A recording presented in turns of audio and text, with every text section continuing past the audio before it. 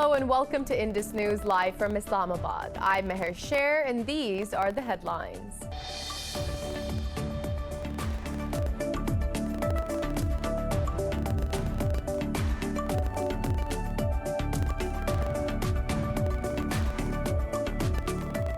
Thailand has become the latest country to suspend the use of Astrazeneca vaccine against coronavirus. It comes a day after several countries, including Denmark and Norway, suspended the use of the vaccine over blood clot fears.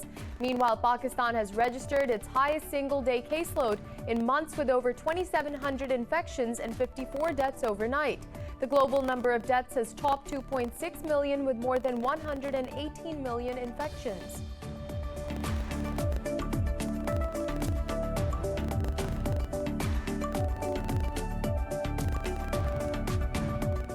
Gunmen have kidnapped a number of students from college in Nigeria's northwestern Kaduna state.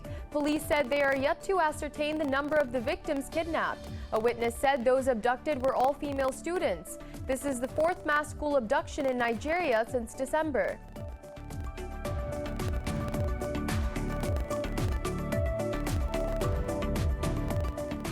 Turkey says it is planning to host a round of Afghanistan peace talks in Istanbul next month. Foreign Minister Mevlut Cavusoglu said Ankara would appoint a special envoy for Afghanistan. Cavusoglu's comments come after Washington proposed Ankara to host a meeting. Earlier, Russia also announced to hold a conference on Afghanistan in Moscow later this month.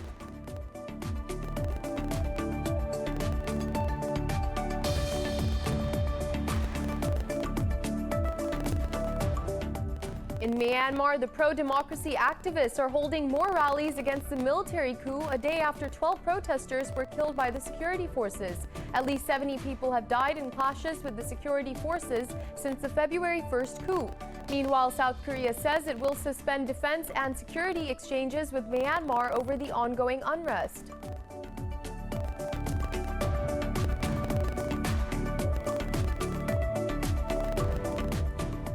In Pakistan, senators are set to elect the chairman and the deputy chairman of the country's upper house today. The government has nominated the sitting Senate chairman Mohammad Sadiq Zanjani for a second run and Mirza Mohammad Afridi as his deputy. Meanwhile, former Prime Minister Yusuf Raza Gilani and Maulana Abdul Ghaffur Hedri have been fielded by the opposition alliance. Earlier, the 48 newly elected senators took oath in today's special session.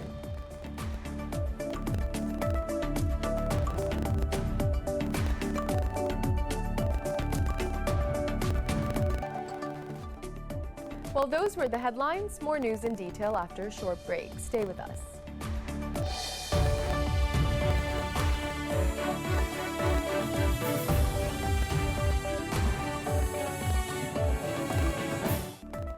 Welcome back. And now for the news in more detail. In Brazil, COVID-19 has claimed more than 2,200 lives for the second day in a row, raising the death toll to over 272,000. Meanwhile, Thailand has become the latest country to suspend the use of Astrazeneca vaccine against coronavirus. The global number of deaths has topped 2.6 million with more than 118 million infections. More on the coronavirus pandemic in this report. COVID-19 vaccine rollout has exposed in the most blatant ways the stark divide between the developed and the developing world. An investigation shows that Pfizer employed high-level bullying against at least 2 Latin American nations during talks to acquire vaccines. This comes as the fresh outbreak spirals out of control in Brazil, forcing its most populous state, Sao Paulo, to declare a 2-week emergency shutdown. Meanwhile, U.S. President Joe Biden has signed a $1.9 trillion economic relief bill into law. Biden says his goal of administering 100 million vaccines in the first 100 days will be achieved on just the 60th day of his presidency. This country will be vaccinated soon. Our economy will be on the mend. Our kids will be back in school. And we'll have proven once again that this country can do anything, hard things, big things, important things. In Europe, Portugal has extended a state of emergency until the end of March as the government geared up to unveil a long-awaited plan to gradually lift the strict lockdown. Amid the lagging rollout, EU expanded its list of approved vaccines to 4 options with the addition of Johnson & Johnson's single-shot vaccine. European Union's medicines regulator says there is no indication that the vaccine is linked to an increased risk of blood clots. Canada, Australia, France, and Germany have also spoken in favor of the Astrazeneca after 10 countries banned it over safety issues. Wichtig ist übrigens auch, dass die Chargen It's important to note that the batches we're all talking about in Italy or Austria are different ones. It's always also about different batches, gestures, which were produced. So as of now, we are planning to continue vaccinating with AstraZeneca, just like an overall majority of other European countries. I was already in contact today with several European counterparts, and we said we would continue to monitor the situation very closely. South Korea says it will extend social distancing rules with a ban on private gatherings of more than 4 people, in a bid to stamp out the possibility of a 4th wave of infections. Meanwhile, New Zealand's largest city, Auckland, has lifted all remaining restrictions after no locally transmitted cases were reported for 2 weeks. Meanwhile, Pakistan has registered its highest single daily COVID-19 cases in months with over 2,700 infections. The health ministry says the virus claimed 54 lives overnight, pushing the death toll to 13,430. The ministry said the infection tally has crossed the 600,000 mark, out of which 568,000 have recovered. It said the number of active cases in the country is nearly 19,000. The ministry added over 1,700 patients are in a critical condition. And in Pakistan, senators are electing the chairman and deputy chairman of the country's upper house. The 100-seat house is choosing its leader through a secret ballot. The government has nominated the sitting chairman Mohammad Sadiq Sanjrani for a second run and Senator Mirza Mohammad Afridi as his deputy. Meanwhile, the opposition alliance has nominated former Prime Minister Yusuf Raza Gilani and Maulana Abdul Ghaffur Hedri. Earlier, the 48 newly elected senators took oath administered by the presiding officer, Sayyid Muzaffar Hussain Shah. And we are now taking you live to Islamabad, where the Senate session is currently underway. The Senate will be voting to elect the chairman and the deputy chairman of the upper house. Papers have been found to be in order. The proposers of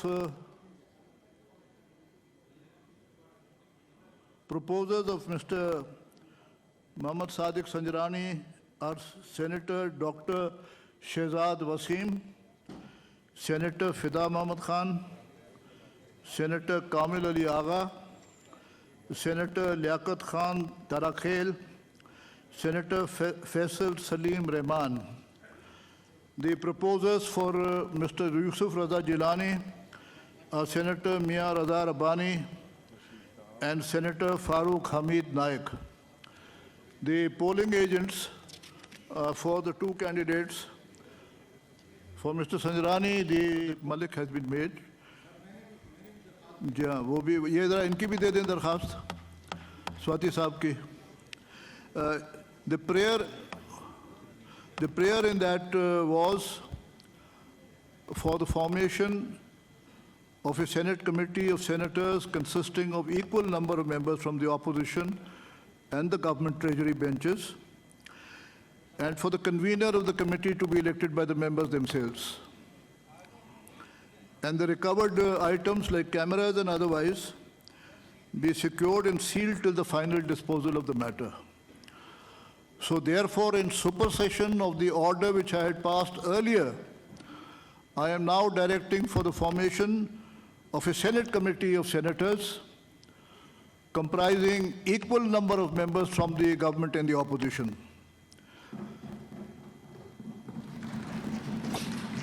The three names from the Treasury and the opposition will be submitted to the Secretary of the Senate by the Leader of the House and the Leader of the Opposition. So this will dispose of that matter basically insofar as my earlier order was concerned in the morning. Now I would like to explain to the honorable senators that the candidates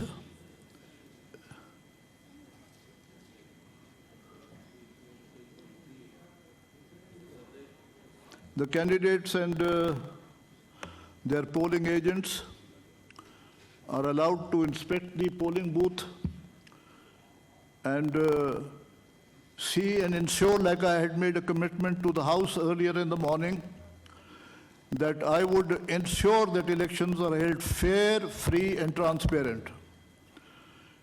And therefore, I would like to ask you that in case any of the contesting candidates or their polling agents desires to have a look basically at the polling booth, you're welcome to do so.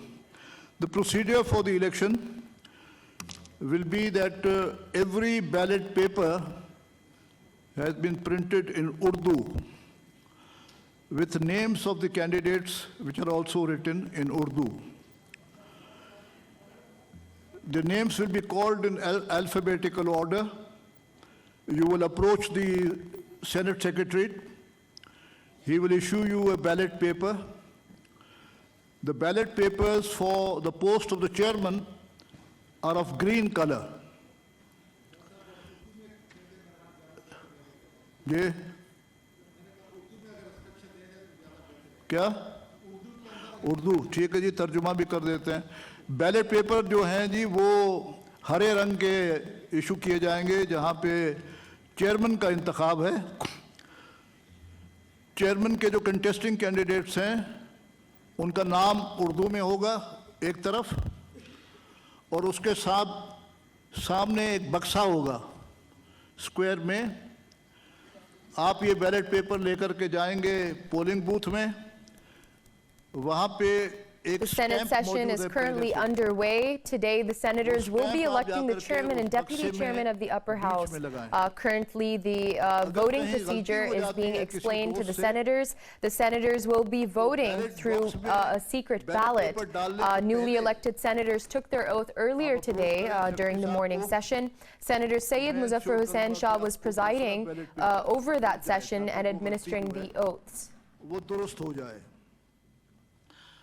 उसको बराए मेहरबानी आप fold जब करें The ruling coalition has 47 members and the opposition parties have 52 members in the House. Today the Senate will be voting on the deputy chairman and the chairman of the upper house. The opposition has nominated former Prime Minister Yusuf Raza Gilani as their candidate for chairman and Maulana Abdul Ghafoor Hedri for deputy chairman, whereas the government has nominated outgoing Senate Chairman Sadiq Sanjrani as a candidate for chairman and Senator Mirza Muhammad Afridi for deputy chairman. What we will do is to change the stamp. The voting will be taking place shortly. और ये भी बता दूं कि mobile phones cameras और जितने भी आपके इलेक्ट्रॉनिक आलात हैं वो प्रोहिबिटेड हैं. The voting procedure is being explained to the senators in terms of the secret ballot. There will be no cameras and no phones allowed. Into the polling booth as such. And the senators will be voting at the polling booth, and it will be held through a secret ballot. हमारे member हैं इसाकदार साहब की notification गालिबन नहीं आई है we are 99 लेकिन आपकी सहूलत के लिए हम पोलिंग जो है वो 5 बजे बंद कर देंगे 5 बजे क्लोज करके गिनती शुरू कर देंगे गिनती में जो रिजल्ट आएगा उसकी अनाउंसमेंट करने के बाद जो चेयरमैन मुंतखब होते हैं उनको हलफ दिया जाएगा और चेयरमैन साहब जो हैं वो डिप्टी चेयरमैन के इलेक्शन जो है वो जाके कंडक्ट करेंगे. The voting will be conducted through secret ballot. Voting will begin shortly. The polling will end at 5 p.m. and the votes will then be counted. And then once the results are announced, the chairman will be taking his oath. यहाँ पे ballot paper को mark करने का तरीका भी यहाँ पे लिखा हुआ है. The procedure to mark the ballot papers has also been explained and written at the polling booth where the senators will be voting to elect the chairman and the deputy chairman of the upper house today. Secretary साहब, अभी ज़रा बक्से आप दिखाएं खोल के, खाली हैं, बक्से खोलें भाई, ballot boxes. The candidates and the polling agents kindly will see the boxes are empty. The Senate session is underway What to happened? elect the chairman and the deputy chairman of the upper house. Currently, the rules are being explained and to show that the voting will take place with transparency. The votes will be conducted through a secret ballot, and the instructions are currently being explained to the senators in the House today. ठीक है जी. अच्छा जी, अभी देख लिया जी आपने मोहसिन नज़ीर साहब और फारूक साहब, इसको सील करें जी जनाब, इनको सील करें बैलेट बॉक्सेस को.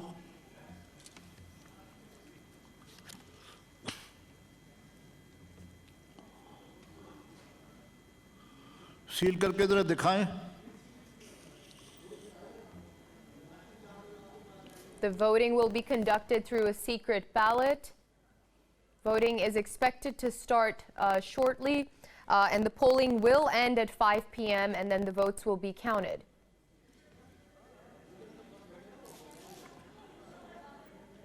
The ballot boxes are being sealed, and the election is taking place with transparency. The entire procedure is being explained to the senators. जी सील, सेक्रेटरी साहब.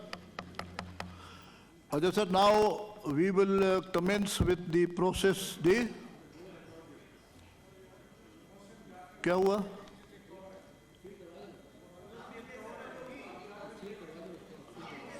भाई चेक करें ना यार, सेक्रेटरी साहब आपको कहा है ना यार, टेप लगा दें वहाँ पे.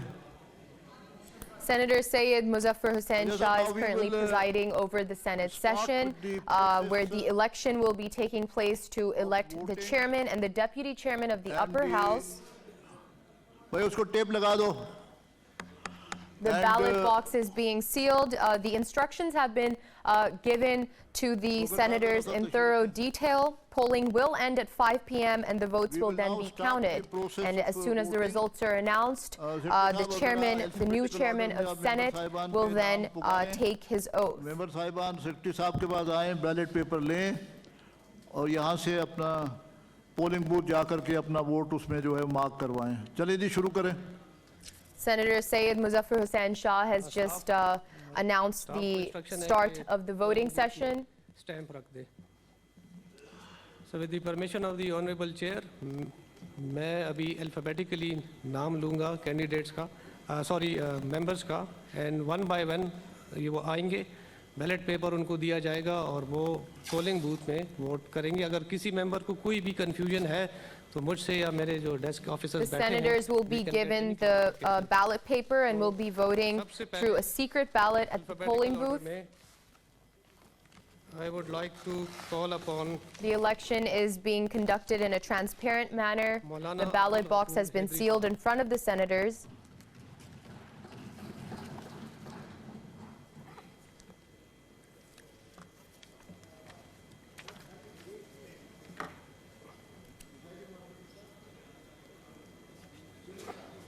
The Senate session is currently underway, and today is a decisive day in the Senate, where the senators will be electing the chairman and the deputy chairman of the upper house. The government has nominated Senate Chairman Sadiq Sanjarani as a candidate for chairman and Senator Mirza Muhammad Afridi for deputy chairman, while the opposition has nominated former Prime Minister Yusuf Raza Gilani as their candidate for chairman and Maulana Abdul Ghafoor Hedri for deputy chairman. The voting will be conducted through secret ballot, and polling will end at 5 p.m., after which the votes will then be counted. Abdul Ghafoor Hydari साहब अपना vote दे दें, तो इसको जरा polling booth को जरा सा पीछे कर लें.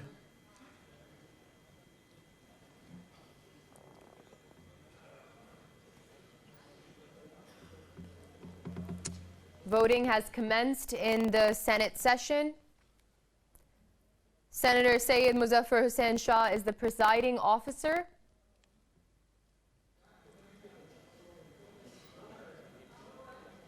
The election is taking place in a transparent manner. As you saw earlier, the ballot box was shown to the senators to show that it was empty, and then it was sealed again to ensure that they have the confidence of the senators who will be voting today to elect the chairman and the deputy chairman of the upper house.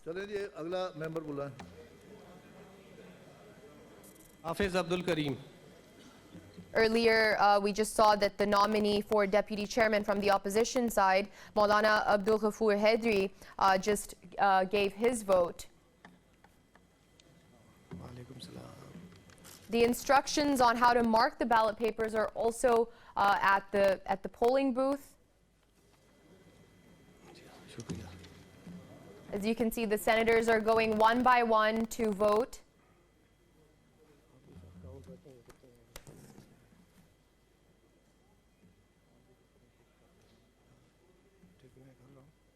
As you can see, the senators are going one by one to the polling booth to vote in a secret ballot.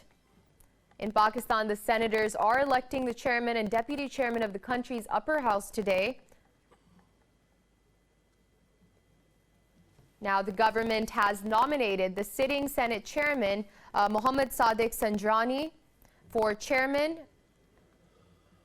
and Senator Mirza Muhammad Afridi for deputy chairman. While the opposition has nominated former Prime Minister Yusuf Raza Gilani as their candidate for the chairman and Maulana Abdul Ghafoor Hedri for deputy chairman. And we saw that earlier Maulana Abdul Ghafoor Hedri just gave his vote at the polling booth. Sayyid Muzaffar Hussain is supervising the election process as presiding officer. Earlier, the 48 newly elected senators took their oath in the special session that was conducted in the morning. Though the opposition enjoys a clear majority in the Senate to win both seats, political pundits say it is going to be a close contest, and any deviation from party policy and wastage of votes in secret ballot can translate into an upset. The senators of the ruling coalition include 27 members of the PTI, 12 of Balochistan Awami Party, 3 of MQM, 3 independents, and 1 each of PMLQ and GDA. The opposition senators include 21 of Pakistan People's Party, 17 of PMLN, excluding Ishaq Dar, who has not taken oath of office.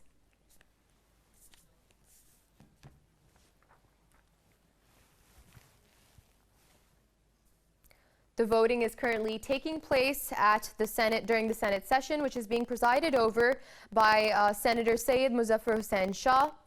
As you can see, the voting is taking place. Senators are going to the polling booth one by one to give their vote.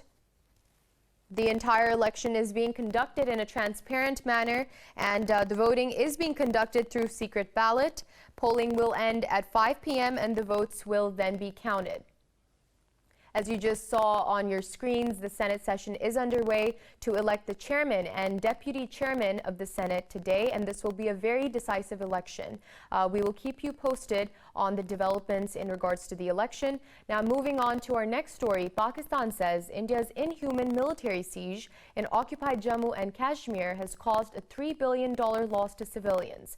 Pakistan's envoy Munir Akram says the coercive actions of Indian troops in the disputed territory violate UN resolutions. In a statement at the UN Security Council, Akram said there has been a communications blackout in the valley for nearly 600 days. He said shoot-at-sight curfews and the severing of all transport links prevent Kashmiri farmers from reaching their lands. Akram added that this has caused acute food shortages in the occupied Kashmir. He urged India to uphold the Council's resolution, which guarantees people living under the foreign occupation control over economic activities. And gunmen have kidnapped a number of students from a college in Nigeria's northwestern Kaduna state. Police said they are yet to ascertain the number of the victims kidnapped. They said the attack took place at a college specializing in forestry. A witness said those abducted were all female students. This is the 4th mass school abduction in Nigeria since December. Meanwhile, Nigeria's national security advisor has ruled out negotiations with the Boko Haram terrorist group. In a press briefing, he said negotiations are not a means to end the violence perpetrated by terrorists. Moving on, Turkey says it is planning to host a round of Afghanistan peace talks in Istanbul in April. Foreign Minister Mevlut Cavusoglu said Ankara would appoint a special envoy for Afghanistan. Cavusoglu said Turkey had previously been asked by Afghan officials, the Taliban, and the negotiation team to host talks. He said this is not an alternative to the Doha process, and Turkey will carry this out in coordination with Qatar. Cavusoglu's comments came after the U.S. shared a draft peace plan with Afghan officials, Taliban leaders, and others. Earlier, Russia also announced to hold a conference on Afghanistan in Moscow later this month. Moscow has invited the U.S., China, Pakistan, and the Afghan government and the Taliban for the meeting. In Myanmar, the pro-democracy activists are holding more rallies across the country against the military coup. It comes a day after a rights group said security forces killed 12 protesters in different cities. The UN human rights investigators said the military has killed at least 70 people and detained 2,000 since the February 1st coup. Meanwhile, Aung San Suu Kyi's lawyer has dismissed junta's allegations of receiving over $600,000 and gold as bribery. In a statement, her lawyer termed the accusations the most hilarious joke. In another development, South Korea said it will suspend defense and security exchanges with Myanmar over the unrest. Moreover, the British government has urged its citizens to leave Myanmar unless there is an urgent need to stay. And the U.S. says some hopeful progress has been made towards achieving a ceasefire in Yemen. In a statement, the U.S. State Department said more commitment is still needed from the warring parties in Yemen. It said U.S. Special Envoy Tim Lender-King has visited Saudi Arabia and Oman in a UN-coordinated effort to push for a truce in Yemen. It added Lender-King and UN Special Envoy are committed to working to push the parties to negotiate under the UN-proposed plan. The State Department said Houthis must end their offensive on Marib and the cross-border attacks against Saudi Arabia.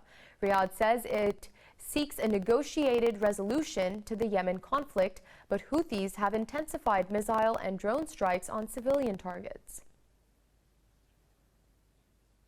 Now, the U.S. says it is reviewing the measures to advance the process of a political settlement in Syria in consultations with the UN and allies. In a press briefing, State Department spokesperson Ned Price said the U.S. continues to promote a political settlement to end the conflict.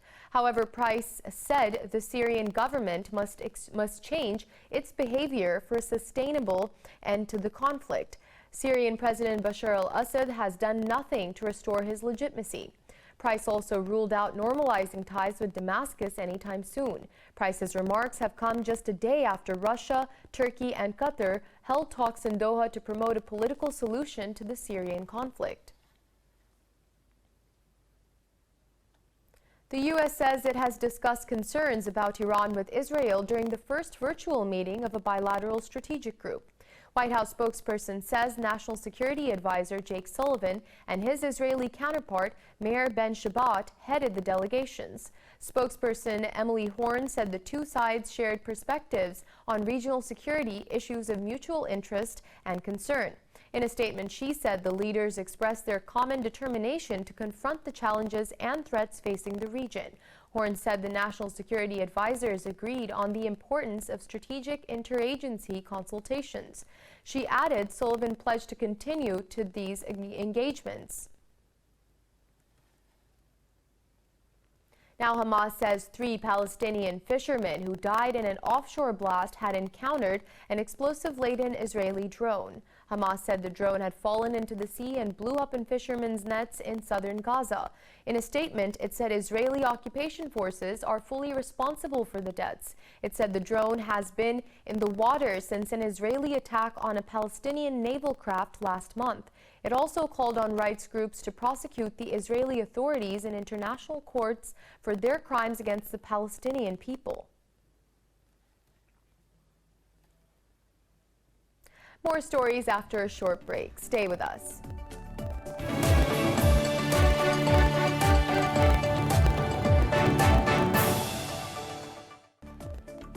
We're back. The U.S. says President Joe Biden is deeply concerned and highly engaged on the humanitarian situation in Ethiopia. White House's spokesperson says the U.S. has repeatedly demanded an international probe into reports of human rights abuses in Tigray. Spokesperson Jen Psaki said President has engaged Addis Ababa on the importance of ending violence. In a press conference, she said Washington has reiterated that current situation in Ethiopia is unacceptable. This has come a day after the Secretary of State condemned ethnic cleansing in Tigray and called for the withdrawal of foreign forces. Human rights agencies claim that the army and rebels committed several war crimes in Tigray region during a brief conflict in 2020. Now, 6 miners have died in a blast at a coal mine in Pakistan's southwestern province of Balochistan. Officials said 8 miners got trapped 1,000 feet underground when accumulating methane gas exploded at the coal field in Marwar. An official said the rescue team retrieved the dead bodies. Authorities said the mine has been closed and an inquiry into the incident has been ordered. According to an official, 102 coal miners have been killed in Balochistan in 72 different incidents in the past year. At least 11 people have died in an accident on a highway in the northern Mexican state of Nuevo León. The state government says 7 others were injured in the collision between a diesel tanker truck and a passenger bus. The Nuevo León Civil Protection Directorate said the tanker caught fire while the bus overturned after the crash. In a statement, the agency said the driver of the tanker was not found at the scene. It said an investigation is underway to locate the driver. And more than a dozen people are missing in a series of wildfires in Argentina. Country's national news agency says authorities believe the blazes were intentionally set, most likely in connection with a local conflict. The fires were burning in several spots in Patagonia region known as the 42nd parallel. Interior Minister Guado de Pedro says the outbreaks were started simultaneously in different locations. In Chubut province, around 250 homes are believed to have been damaged, many of them completely destroyed. State Governor Mariano Arcioni asked the National Security Ministry for help in controlling the fire. Authorities say 7 people were injured, at least one of them seriously. And China has launched its new generation Long March 7A Y2 carrier rocket in South China's Hainan province. The rocket will send an experimental satellite into the planned orbit. The satellite will be used for in-orbit tests of new technologies, including space environment monitoring. The Xichang Satellite Launch Center termed the mission as an absolute success. The rocket will be the first type of high-orbit carrier rocket which will carry out multiple subsequent missions. This is the 362nd flight mission of the Long March rocket series. In Benin, French artist Guillaume Legros has painted 2 giant interlaced hands on the ground of a local beach. The painting is the part of his Beyond Walls project that features the longest human chain in the world. More details in this report. As waves were hitting the shore of Benin Beach, residents of Ouda village gathered around and observed the artist in wonder. Their curiosity came to a positive end after strokes of paint formed into 2 giant interlaced hands on the ground. Legros, who is famously known as Sepe, says the intertwined hands are a symbol of kindness and goodwill. The renowned street artist is known for his monumental frescoes made with biodegradable paint on lawns and beaches across the globe. He arrived at Ouda to finish the 10th step of Beyond Walls project, which started in 2019 at Champs-Élysées in Paris. Even though his paintings of hands look very similar in 10 locations, each of them has elements from local culture and history. Creating a human chain of hands around the globe represents unity, mutual aid, and common effort beyond geographical constraints. After almost 2 years, Sepe has visited 3 continents and painted 37 pairs of hands. And rising lava in Mount Nyiragongo and empty coffers have left volcano watchers worried in eastern Congo. The Goma Volcano Observatory says the readings are crucial to early warnings of eruption. But without funds, they are struggling to make even basic checks.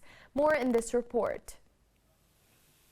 The world's largest continually active lava lake spits and froths, lighting up the dusky sky and coughing up a slow series of staccato blasts. In the nearby city of Goma, 250 people had died and 120,000 were made homeless in 2002's lava eruption. Watchers worry that volcanic activity observed in the last 5 years mirrors that in the years preceding the 1977 and 2002 eruptions. Analyst Honori Siraba says the volcano's crater has once again filled with magma. He fears a bigger disaster if an earthquake were to cause a fracture in the flank of the volcano. If we don't do it regularly, we won't know where the crater is expanding. The more magma that goes up into the crater, the more the crater expands. We need to know exactly where that is. Since even if the crater, as you can see, is already 1.03 kilometers, it is possible that it is expanding on the other side. We have to know by how much it's expanding. Siraba says they have to continuously check the volcano's reading to predict a possible eruption. But ever since the World Bank declined to renew a $2 million funding program amid embezzlement allegations, Siraba and his colleagues at the Goma Volcano Observatory have been unable to pay for an internet connection to run remote sensors and fuel to transport researchers to the volcano. We are very curious to see whether the Nyiragongo that erupted in 2002 will erupt again.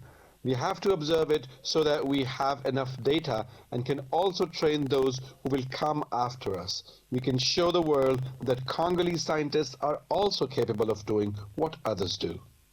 Now they have to manually download data on memory cards during the handful of occasions they visit the volcano every year. The World Bank said the observatory lacked experience and there was weakness in implementing such a grant. Goma was partially buried 19 years ago, but now has expanded towards the volcano. Its population is estimated to have tripled, around 1.5 million, and could make an eruption deadlier. Moving on, the Greek capital of Athens has presented a unique solution to pollution and heat caused by overcrowding. Authorities have constructed bite-sized parks transforming small unused city plots ridden with garbage and weeds. This report has the details. Tucked between rows of towering apartment blocks on an Athens street, a small strip of green disrupts the surrounding concrete jungle. A few trees, plants, and a park bench fitted into as little as 100 square meters offers a bit of breathing space. Locals say such places create new reference points inside the city where people can congregate. It's about creating green spaces, lowering the temperatures, giving quality of life, and creating new reference points inside the city for people to come together. Cradled within mountains, the Athens basin can be stifling during heat waves, when no northern trade winds are blowing, trapping heat and pollutants within. In a bid to limit vehicles, the city is closing lanes on main arteries and opening bike lanes and pedestrian walks with greenery. Featuring various species of trees and plants, pocket parks can also hinder residents from using their cars to travel to a regular park. It is very nice to allow us to breathe a little because the way we are living here, especially in this city, we are suffocating. So it's good and will be a good initiative to allow us to breathe a bit. Experts say such projects are needed since the impacts of climate change are expected to exacerbate the problem. The benefits of these urban spaces have been seen in cities such as New York and London. In Mexico City, famous wrestlers turned Latin America's largest market into a battleground against COVID-19 as they barged down walkways to urge people to wear masks for protection against the virus. More details in this report. These masked wrestlers wandering Mexico City's Central de Abastos market are not doing so to pick a fight. but to make people wear masks and contain the coronavirus. The activity is the part of a campaign by the Mexico City's Institute of Youth, which has been deploying wrestlers around the city to promote face masks.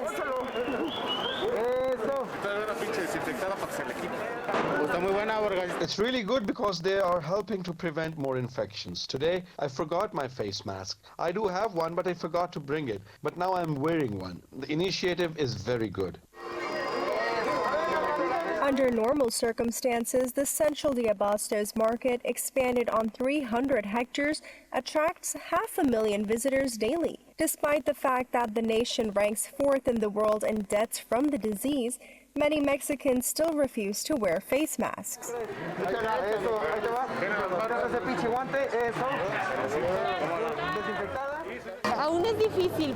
It is still difficult because there are people who are reluctant to wear a face mask and believe in the virus.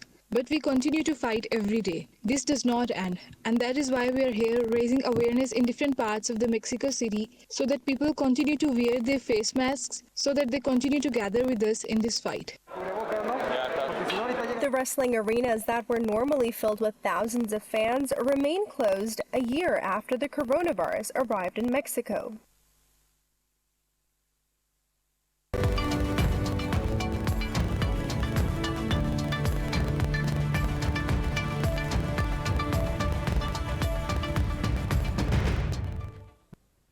On to the latest in business. European markets have retreated slightly as investors pulled back after a rise in Treasury yields resurfaced. Frankfurt's DAX is leading the losses, dipping over 0.5%.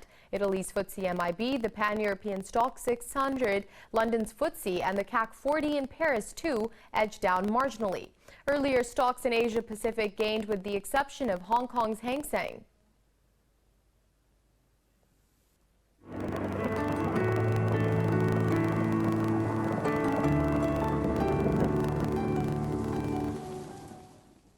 And now it's time to take a look at the latest weather updates from around the world.